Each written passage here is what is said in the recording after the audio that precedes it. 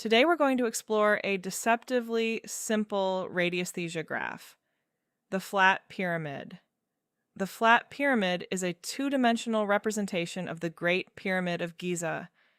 This two-dimensional pyramid is an energetic collector, concentrator, amplifier, and emitter. The basic principle is simple. Instead of working with a physical three-dimensional pyramid, the geometry is represented on a flat surface. The center of the graph is its main energetic focal point, where subtle energy is concentrated and directed toward whatever is placed there.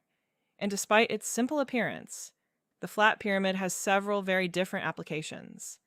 Let's look at 5 of the most useful ones. Number 1. Vitality and energetic support. One traditional use of the flat pyramid is supporting vitality. Practitioners use it with people, animals, plants, or specific areas of the body when they want to introduce what is considered a strengthening or revitalizing energetic influence. You may encounter people that have used this graph making very strong claims about pyramidal energy, including accelerated healing, cellular regeneration, pain reduction, and recovery from injuries. For anything involving an injury or medical condition, proper medical or veterinary care always comes first, okay? Energetically, however, the flat pyramid can be explored as a complementary practice. For example, suppose you want to work with a particular area of the body. One traditional method is to position the flat pyramid so the active face of the graph is directed toward the area you want to work with, leaving it in place for the amount of time indicated by your pendulum. For this method, the graph needs to be mounted on a rigid surface so it can remain properly positioned. A loose sheet of paper won't work well. Instead of automatically deciding that the graph should be used, ask first. You could ask, is the flat pyramid beneficial for this purpose at this moment? If the answer is yes, determine the appropriate treatment time. If the answer is no, don't use it. That is an important principle in radiesthesia. A graph may be useful in general and still not be appropriate for every person, every situation, or every moment. The same principle can be applied to animals. You can place a photograph, name, or other witness of the animal in the center of the flat pyramid and determine the required exposure time with your pendulum. And plants can be treated in a similar way. If the plant is small enough, you can place the pot directly over the graph. For larger plants, trees, or plants somewhere else, simply use a photograph as the witness. I have heard from people that used the flat pyramid for pain, and they have told me that the pain initially became worse than later got better. So keep that in mind if you are trying it for pain. Number 2. Materialization of objectives. Another very interesting application of the flat pyramid is the materialization of objectives, but there is an important distinction here. I don't consider this the ideal graph for creating something completely from zero. It works better when the process is already in motion and you want to reinforce or accelerate its material development. For example, imagine that you are looking for a job. You have updated your resume. You are sending applications. You are contacting companies. Maybe you've already had interviews. Now there is something tangible happening in the physical world. At that point, you could use the flat pyramid to support the materialization of the objective. But if you're sitting on the sofa, haven't applied anywhere, haven't updated your resume, and expect the flat pyramid to deliver a recruiter through the chimney, well, wrong pyramid. The graph works best when there is already movement behind the intention. You can use the same principle for business opportunities, sales, contracts, projects, financial objectives, or other material goals already underway. Think of the flat pyramid as an energetic accelerator rather than a substitute for action. Number 3. Revitalizing witnesses. In radiesthesia and radionics, a witness represents the person, animal, place, or object we are working with. A witness might be a photograph or another symbolic representation of the target, but witnesses are not necessarily treated as energetically permanent. Imagine that you printed a photograph of your brother 4 months ago and have used it repeatedly in different radionic treatments. You may want to check whether that witness still has sufficient energetic strength for the work you're doing.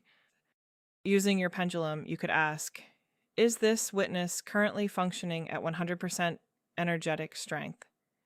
If the answer is no, the flat pyramid can be used to revitalize it. Place the witness in the center of the graph. Then ask, can this witness be revitalized using the flat pyramid? If the answer is yes, the next step is to determine how long it should remain on the flat pyramid. For this, use the time chart with your pendulum to find the appropriate duration. If you're not familiar with the time chart yet, check out my video, How to Use the Time Chart. You'll find the link in the description below. Once the indicated period has passed, check again. Has this witness been restored to 100% energetic strength? If yes, remove it and start using it again. This is especially useful if you maintain photographs or biological witnesses that you reuse regularly in your radionic practice. Number 4, energetic cleansing of objects. The flat pyramid can also be used to neutralize or clear stagnant or residual energetic information from objects. Antiques are an excellent example. Imagine you find a beautiful, old decorative object in an antique store. You know almost nothing about its history. Maybe it spent 30 years inside someone's home. Maybe it was stored in a warehouse for another 10 years. Maybe it belonged to several different people. The object may have accumulated energetic information from those environments. Before bringing it permanently into your home, you cleanse it.